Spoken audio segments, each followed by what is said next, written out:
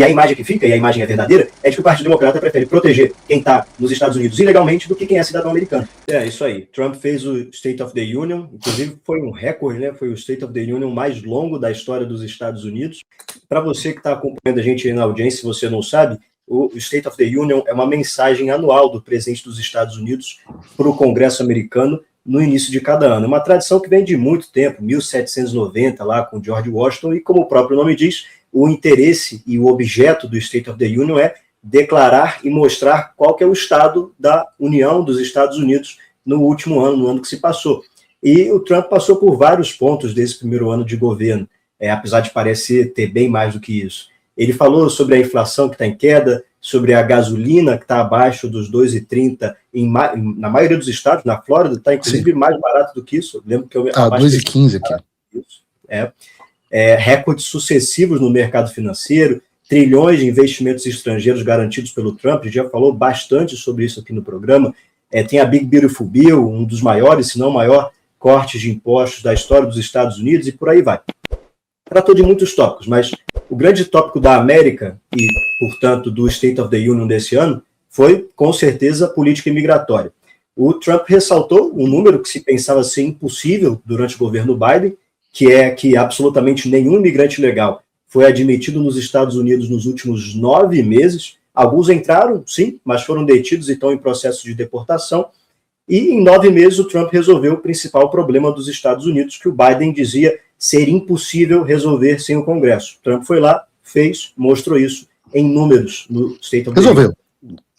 Com todas as críticas que a gente possa ter a alguns aspectos da imigração americana, e eu sou solidário a algumas das críticas, assim, o país realmente estava sendo invadido e o problema foi resolvido sem a ajuda do Congresso, só com a ação do Trump.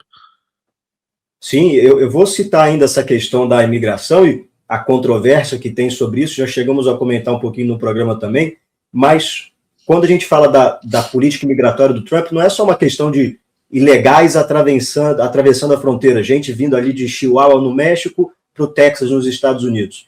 Afinal das contas, uma das consequências foi a queda na entrada de fentanil nos Estados Unidos. Ou seja, menos droga nas ruas, menos mortes por overdose.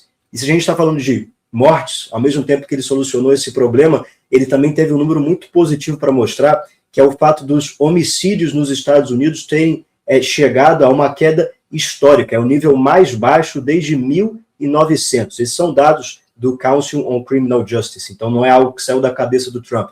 Isso tudo se conecta com um momento meio inesperado no State of the Union, que eu tenho certeza que você quer falar sobre isso, que foi no meio do discurso ali, o Trump para e pede para que se levantem os congressistas que concordassem com a seguinte frase. Eu vou ler as aspas aqui.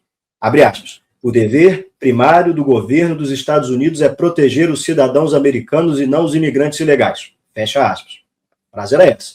E o que era para ser algo simples virou uma vitória midiática para o Trump, porque nenhum ou quase nenhum congressista democrata se levantou em apoio a essa afirmação. Impressionante.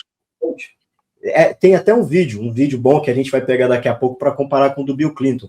Mas isso é importante porque o Trump chegou no State of the Union emparedado pelo Partido Democrata no tema da imigração. É verdade. Já chegou a tratar sobre isso, mas... Com corte de verbas, né? Sim, sim. E é um dos pontos mais impopulares da administração Trump também. Então é uma questão que estava pegando bastante assim, no ponto fraco do governo Trump. Assim, se você acompanha as notícias, com certeza quem está nos assistindo vai lembrar, teve gente que morreu em Minnesota protestando contra o ICE, tem caso de asilado político nos Estados Unidos tendo sido deportado para os países nos quais eles eram perseguidos, aconteceu com uma brasileira, cidadãos americanos. Sim, cidadãos americanos foram abordados, detidos, em alguns casos ficaram horas detidos em prisões ou em centros de detenção, em operações contra imigrantes ilegais. Então, assim, o Trump chegou muito fragilizado em relação a isso. E aí, quando acontece essa cena, quando os democratas caem na armadilha do Trump, com certeza foi intencional, e não se levantam quando o Trump fala que o dever primário do governo americano é proteger o cidadão dos Estados Unidos, eles permitem que o Trump vire a discussão contra eles. E a imagem que fica, e a imagem é verdadeira, é de que o Partido Democrata prefere proteger quem está nos Estados Unidos ilegalmente do que quem é cidadão americano. E aí o ponto muito impressionante, João, que as pessoas não entendem o quanto que isso significa um processo de radicalização do democrata. Né? Quando eu falo para as pessoas, elas não acreditam hoje que o Partido Democrata é um partido tão radical, ou mais radical até, do que o Partido dos Trabalhadores, de esquerda. Mais radical, bem mais. Mais radical, pois é. As pessoas não acreditam no que eu estou dizendo. Então, até por uma questão de tempo no programa, vamos botar a imagem comparando a postura do episódio que você citou a respeito do Trump no State of the Union agora, a postura dos deputados democratas, com a diferença do que dizia Bill Clinton, que é aquele que, eu ia dizer que todo mundo praticamente chupa o pau dele na esquerda. Não vou dizer isso porque, poxa, Bill Clinton nem gostava desse tipo de coisa, imagina. Mas todo mundo paga um pau enorme pro Bill Clinton, que coisa maravilhosa, como o Bill Clinton. Olha o que dizia Bill Clinton em 1996, não sei qual é o ano, bota aí o vídeo, João. Não, Bruno. Then stand up and show your support. The first duty of the American government is to protect American citizens, not illegal aliens. Bom, levantaram. Agora, olha as imagens.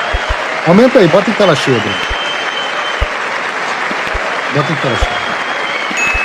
Então levantou todo o lado republicano. Not only in the states most heavily affected, but in every place in this country are rightly disturbed by the large numbers of illegal aliens entering our country.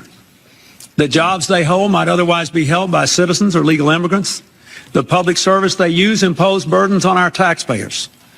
That's why our administration has moved aggressively to secure our borders more, by hiring a record number of new border guards, by deporting twice as many criminal aliens as ever before, by cracking down on illegal hiring, by barring welfare benefits to illegal aliens. In the budget I will present to you, we will try to do more to speed the deportation of illegal aliens who are arrested for crimes, to better identify illegal aliens in the workplace, as recommended by the commission headed by former Congresswoman Barbara Jordan.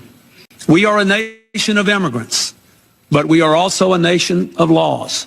It is wrong and ultimately self-defeating for a nation of immigrants to permit the kind of abuse of our immigration laws we have seen in recent years, and we must do more to stop it.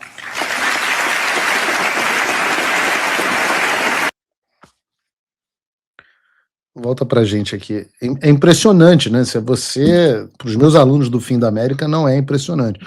Mas se você lembra dessa época do saudoso Bill Clinton e da Mônica Chupinski, para quem assistia Cacete Planeta naquela época, se você lembra dessa época, você vê como que o Partido Democrata se radicalizou, cara.